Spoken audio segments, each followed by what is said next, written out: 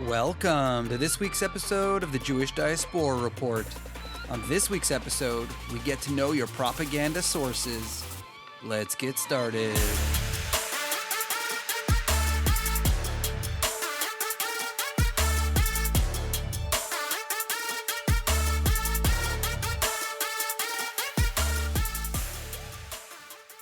Welcome to another episode. Unfortunately, following another release of hostages, thank God they're home, but it came at a huge price.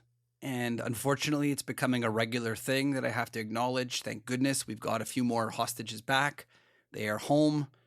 But what has become a hallmark of these things is the disgusting displays that we've seen of, for lack of a better term, propaganda. It is what it was designed as and what it's intended for. And on this episode, I want to talk a little bit about this propaganda, what it's for, what it is, how it's being used, in, let's say, more of a subtle way. Not so overt like the Hamas people intended, and it might be used against you. So hopefully by the end of this podcast, you'll be able to spot some of these things and call them out. Just as a small ceasefire update, we know that we've got a few more hostages out, despite the disgusting display that we saw. But recently, after the last absolutely horrific events of dead bodies coming back with ceremonies where the Hamas terrorists made people hug and kiss their captors before leaving, simply for PR, the Israeli government has officially said they will not be releasing the 600 prisoners, terrorist prisoners, from Israeli jails until there are some type of guarantees that the next hostage release will not be one of these similar PR moves. As I've said on some of our previous episodes, if you go back and listen to them, we know that Hamas will always push the envelope. They know what they're supposed to do, release hostages, and they'll push the envelope where they release dead bodies of people who are not the hostages, and then next day release that hostage. Or put up big banners in the middle of apparently a genocide where they have huge banner factories up running in full force to keep making these elaborate stages. But we'll get to that in a minute. Until these stop, apparently, Israel has said they will no longer release the people that they're supposed to release.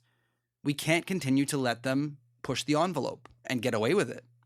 So at the time of this recording, Israel has said very clearly they will not be releasing the 600 terrorists from jail that they were supposed to release under this deal.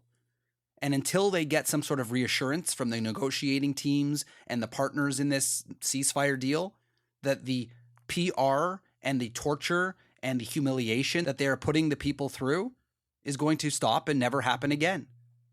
And something that is really funny that not a lot of people have talked about, and I hate to say not a lot of people know, is the fact that there was a hostage released that no one ever saw. The only way to find this video is someone, I guess, accidentally or secretly got a video of it and put it online. Nobody's talking about it. But it goes to show the real, true beliefs of Hamas and what their aims and goals are. This person who they released secretly, without any pomp and circumstance, with no big farewell party or video clips, is an Arab Israeli man that had been kidnapped over 10 years ago. This Arab Israeli man unfortunately has some mental health issues and ended up in Gaza by accident and has been held hostage for 10 years. And for him, for some reason, apparently Hamas was able to hand him over without some big elaborate signing of a certificate. Apparently the Red Cross didn't require a whole bunch of paperwork. Why did he get no gift basket? They just walked him to a car and drove him away. I didn't realize that was possible. I thought part of the ceasefire deal was that there needed to be a big parade every time someone was sent home, and that the Red Cross had to get up on a stage and sign some documents. But apparently you can do it without any of that. And the reason is, it wasn't even hidden by Hamas. When this video surfaced, they said it's because they wanted to, quote, respect the Arab Israeli community.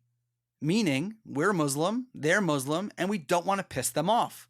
Because we did kill a whole bunch of Muslims on October 7th, and they got kind of mad at us, but let's try not to stir the pot. We want them on our side. Not to mention getting the entire Arab world kind of pissed off at you for doing it to fellow Muslims. Meanwhile, you held him in captivity for 10 years. But let's not let facts get in the way. The funny thing is, you can see that there's no requirement for Red Cross and all of this pomp and circumstance to happen, but apparently they keep doing it, and we need to figure out why they're doing it. What's the point? Apparently it is possible without it, so they are doing it on purpose. And most people can pretty much tell why they're doing it. It's PR. It is propaganda. It is meant to not only torture the Israelis who have to watch it, and the Jews online and the pro-Israel supporters having to watch this disgusting display, but really it's meant to give the pro-Pally trolls online, in the media, in real life, a cover. This is a conversation between Hamas and their supporters in the West. The supporters in the West have been saying forever that they are not a terrorist group. They treat everyone so nicely. They are not evil, disgusting people that the Israelis keep lying and telling you about. So the PR is intended to give them the fuel and the clips and the videos and the pictures in order to further that fake narrative. And to be honest, I have to give them credit. If there's anything the Palestinian Arabs have been doing since 1948, it's amazing victim narrative PR. They have mastered it. And it shows. Who in their right mind would even think about some of these things that they are doing? I didn't even realize during a genocide you can set up sound stages and have all kinds of equipment and AV stuff. Not only that, but have banners done every single week with brand new slogans and titles that are curated specifically for that week's talking point and narrative. I don't remember this happening in the Holocaust. I mean, maybe I just missed it. If you look at these elaborate displays, despite the fact that clearly this wouldn't be possible in an ethnic cleansing and a genocide, but you can see where Hamas is putting its money. It's putting its money where its mouth is. It's putting out all kinds of fake propaganda using all of the money that they have and not giving any of that to their people. What do they care about that? As a person who works in media, I can tell you that I've seen the equipment that these people are using, drones to take footage that literally costs thousands of dollars in the West. Who knows what it would cost to get into Gaza? I've seen thousands of dollars worth of cameras and lenses that these people are using to take their photos and their videos. And I even saw a handheld stabilizing device that they're using for their videos that's over $3,000 in the West. Sounds like people who can't afford food to me. But clearly Hamas is putting this money into this propaganda war rather than the actual war. They don't care about building shelters for their people. They only care about buying stuff that will allow them to get the West to hate Israel.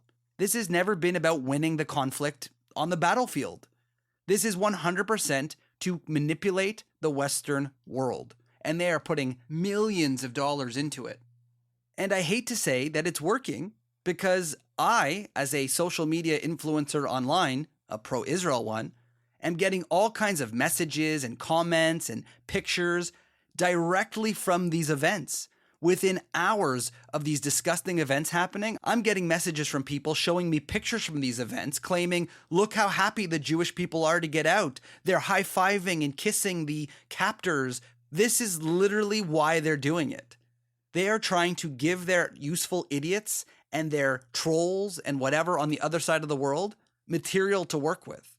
It is truly unbelievable the speed in which this PR gets filmed, and within 12 hours, it's now showing up online, being sent around to Jewish influencers, trying to troll people. It is literally propaganda. And the worst thing is, people are actually believing it. You have to think how stupid people would have to be, or brainwashed, to believe any of this stuff, or have to suspend reality to accept what they're saying. You're telling me a guy who was in captivity for 500 days would say goodbye to his captors and wave and be happy? Does anyone actually believe that? You would have to be warped in your head to think that that's even a thing. We're going to ignore the fact that you stole me from my home, killed my entire family, and then I'm high-fiving you on the way out because you treated me nice for 500 days, supposedly, despite my 50 pounds of weight loss from not eating. The suspension of common sense for anyone to believe this is seriously mind-blowing. Someone's going to have to do a study on this one day. One really funny aspect of this whole thing, this whole propaganda, is the way that the useful idiots love to pretend that this is legitimate. He's high-fiving and kissing his captors. He said right on camera, I heard him, "Thank you to my captors for treating me so well." Obviously, that must be true. But yet, when we used to show videos of their people in Israeli jails saying, yes, I did X to this person. Yes, I killed X amount of people. I came here in order to kill babies. I burned a baby alive. Everyone goes, wait a minute. That person's in Israeli custody, so we can't believe anything they say. Israel clearly forced them to say those things. But only an idiot would think that you can have it both ways. When an Israeli tells something on a stage, surrounded by men with guns, 5 minutes away from freedom, believe them. That is the God's honest truth, clearly. The guns around him don't in any way influence what he's saying. But the person sitting in an Israeli jail saying, I did X, Y, Z, that can't be trusted. That clearly is manipulated and propaganda. Honestly, it is incredible to think of how the world has lost its moral code, and I really can't understand why. We want to say it's probably anti-Semitism, it's people gone crazy, it's manipulation to the next level. But when we look back in history, if you look back at World War II, as the Nazis were leaving the areas they once occupied and had death camps and all kinds of things, they destroyed the evidence. They went and started to take down, bury, burn anything that showed what they had done there. And 80 years later, we have people doing essentially the same thing as the Nazis, trying to kill Jews, but they are broadcasting it out to the world on television. They have no fear because they know that the world somehow supports what they're doing. They have no shame. And I really hate to say that the media is responsible for this. The media kind of was okay with Israel, poor Palestinians, and over time, the regular mainstream media has bought into this false Palestinian victim narrative.